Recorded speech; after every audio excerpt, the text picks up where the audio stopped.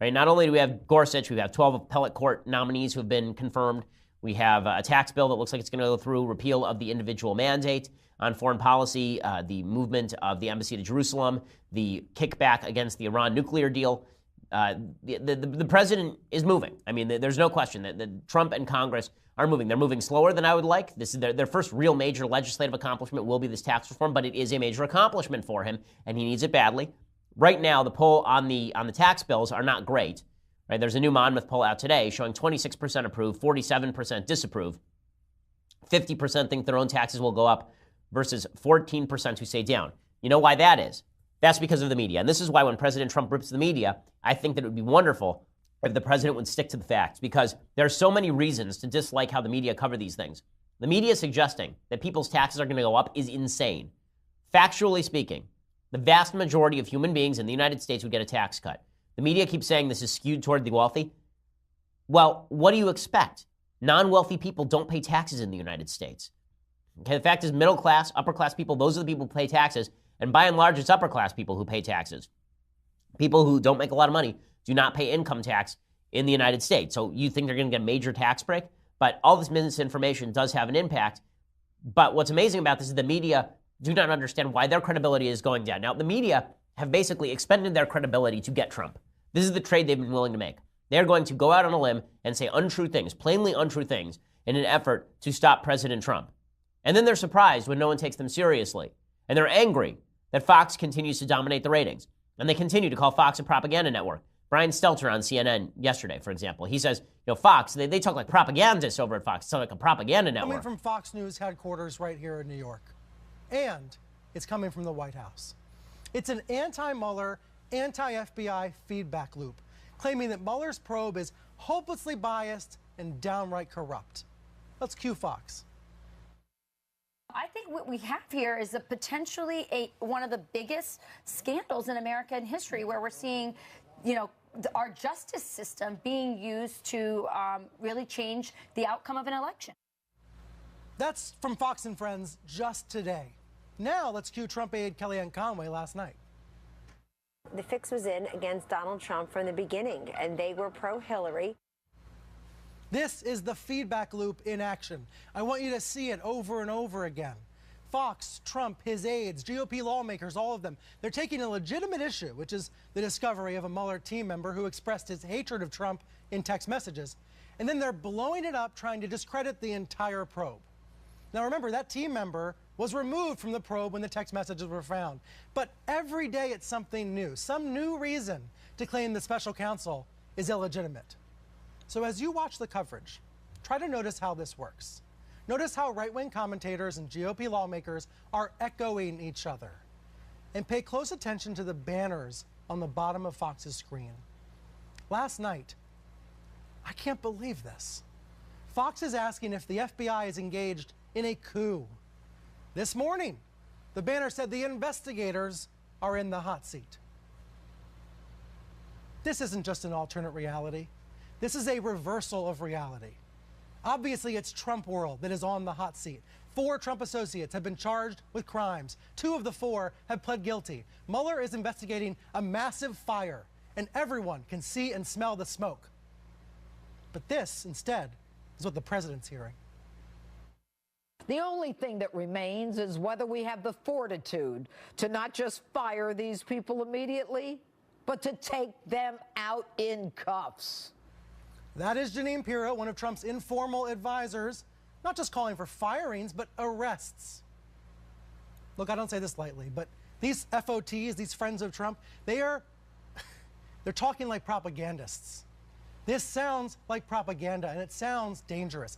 Pirro's demanding a cleansing of the FBI. Sean Hannity's calling Mueller the head of the snake. Other Fox hosts are calling the FBI corrupt and out of control. Rush Limbaugh is describing it as a coup. And guests on these programs are comparing the FBI to the KGB. The conservative media choir is telling Trump that Mueller is out to get you, trying to reverse the outcome of the election. It doesn't get any more dangerous than that. Joining me now to talk about this, Kurt Bardella. He's a former spokesman for Breitbart, now the president of Endeavor Strategies. Hadass Gold, a CNN reporter who covers politics, media, and business. And David Folkenflik is the media correspondent for NPR. Kurt, what is going on here? Well, I think you're seeing exactly that. Fox News has basically become de facto state-run propaganda. It's state-controlled, state-run television that is beginning its cues directly from the White House. I don't know how anyone can look at what's going on right now and not reach that determination. Trump is creating his own reality. But when you say that, it's not as if the White House is literally running Fox. Or are you saying they are? Well, if you look at the coverage, it sure seems like they are. They have gone so far extreme. I remember the days, Brian, when what you saw on pages like Breitbart were considered the fringe. It was considered so far beyond the mainstream, not even Fox News would touch what was on those pages. Now, Fox is going almost further than Breitbart. And you have right now, at this second, there's an ad running in different markets with Fox News contributor Tomi Lahren advocating and attacking the Mueller investigation. So, David Volkenflick, do we call this collusion? Okay, so, I like Kurt, but when Kurt does this and CNN humors it, this is a pot kettle situation, okay? CNN suggesting that other networks are involved in propaganda. Let me just show you a panel that was talking about President Trump and misogyny, okay? If this does not look like propaganda to you, then I don't know what would. Do you agree with Mike that this has helped Kirsten Gillibrand? I do.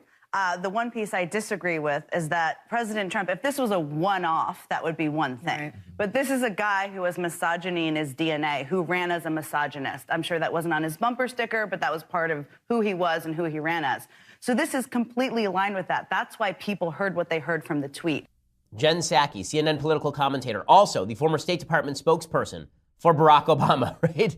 But they're not a propaganda network, right? It's not propaganda when Fareed Zakaria over at CNN says that the Republican tax plan is ushering in a bleak future, right? The universe is going to end because of Republican tax plans.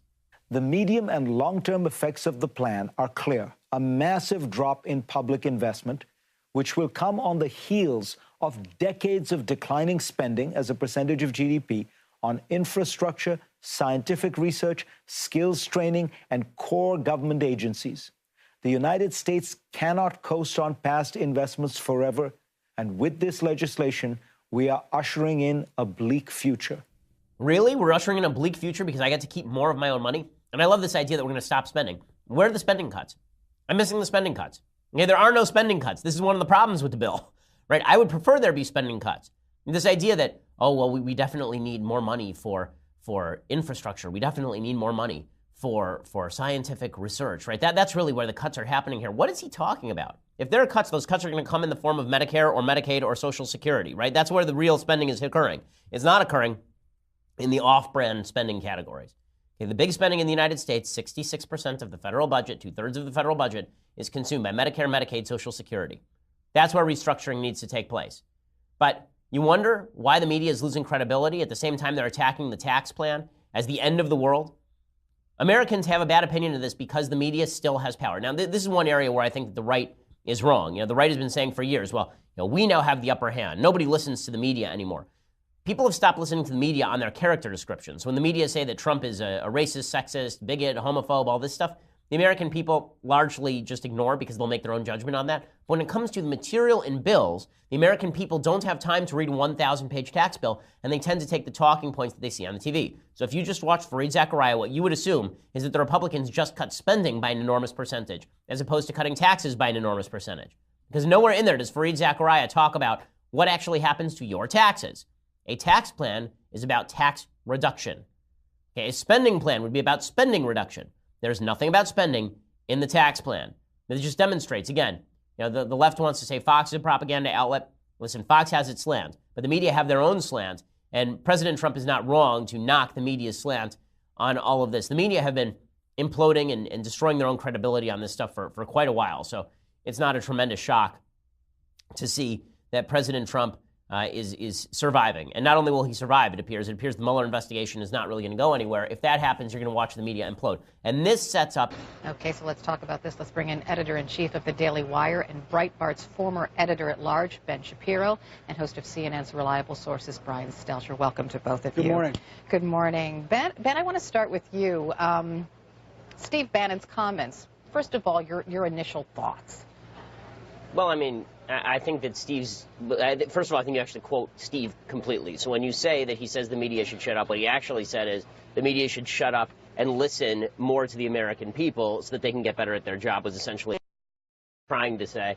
Look, I'm not, as everyone knows, I'm not a big Steve Bannon defender. I'm not a big Steve Bannon fan. He's one of the worst people I personally know, but that has nothing to do with what he's saying here. I think that what he's actually saying here is not entirely incorrect. There is a vast gap between the media's perception of itself and the public perception of the media. The reason Trump keeps picking fights with the media is because it's a fight he can win. The American people don't actually trust the media at this point, mainly because the media seem like they're representing their own interests. We're like a separate class, as opposed to people who are defending the interests of the American people. And the more we get into slap fights with the administration, the more we get into slap fights with politicians on behalf of the press, on behalf of the media, instead of on behalf of the American people, the more the American people are going to be likely to just ignore it. I'll run this by you, Ben. If a media entity is a cheerleader for Donald Trump and never puts his feet to the fire, won't you lose the trust of the American public too if you continue to do that consistently? I certainly would hope so. I certainly would hope so. I mean, I think that here's the thing. Every White House treats opposing media as the opposition. The Trump White House, I think, rightly looks at a lot of the mainstream media and says, you guys were the opposition during the campaign. You're still the opposition now. You don't particularly like me. And so you're going to be much more critical of me than friendly outlets like Fox News, for example. But the job of the media should be to understand that we're always the opposition. If we're the fourth estate and it's our job to check the government and it's our job to check the White House, it shouldn't matter whether you like or dislike the person in the White House particularly. You should be treating the White House as your opposition. The fact that the media did not treat President Obama as much as the opposition as they are President Trump is giving Trump the opening to slap you guys around. And I think that he's largely correct in slapping the media around by saying that there is a bias that exists for Trump that didn't exist for Obama. The best way to respond to that for the media is not to defend ourselves by saying, well, that's an attack on the press, that's an attack on the media. It's to say, okay, look, say what you're going to say. It's either true or it's false. And then treat it as a true-false statement as opposed to a fight between the media and Donald Trump, because he's going to win that fight every time, at least in the minds of the public. The trucker from Michigan does not care if the media gets I understand what you're saying, but here's the difficulty for us, Brian, and I think you'll agree. When there is a blatant untruth told by President Trump, for example, the crowd size at the inauguration, should we not call him out on that and ignore it because it doesn't really matter?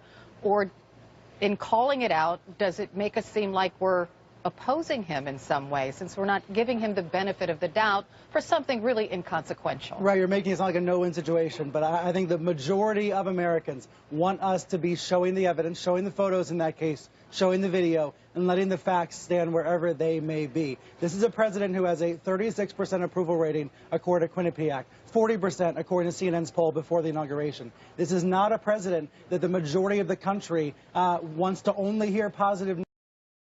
Yes, there are some viewers who only want to hear the positive. That is actually a minority, and I think we need to keep